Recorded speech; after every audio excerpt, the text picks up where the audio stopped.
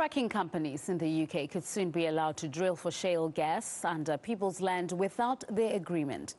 The government maintains the extraction process is safe and can aid in creating jobs, but there is wide opposition to the plans. Igor Piskunov went to one British county to see why.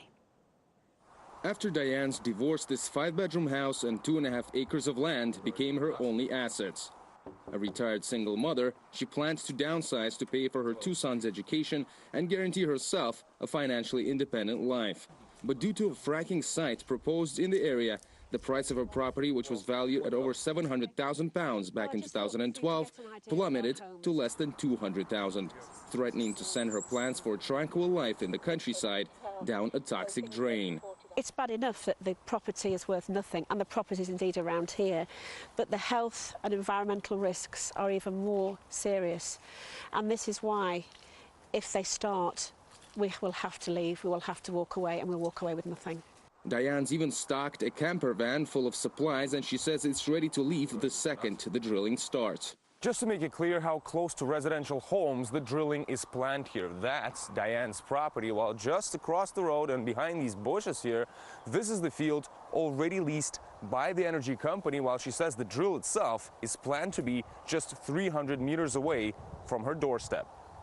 Fracking, or hydraulic fracturing, is a way of developing underground deposits of natural gas by pumping a high-pressure mix of water, sand and chemicals into the ground. This cracks deep layers of rock to let the gas out. Its effects on the environment include flammable tap water, contaminated soil, and illnesses among both humans and animals.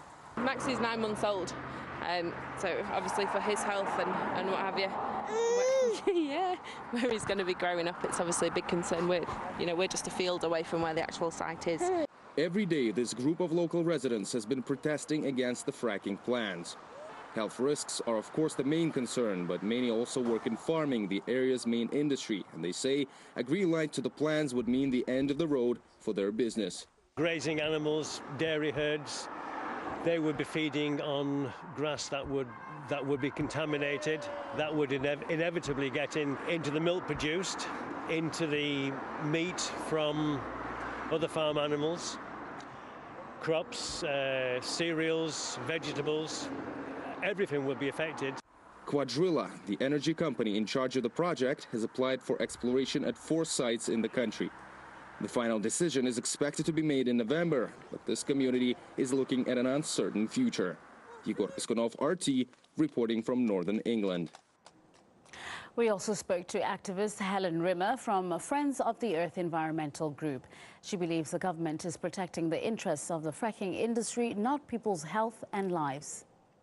We do have energy problems, but we think shale gas, and the majority of the public also think this, is the wrong solution for that, and we have far better alternatives. It is political madness, really, to plough ahead with this change.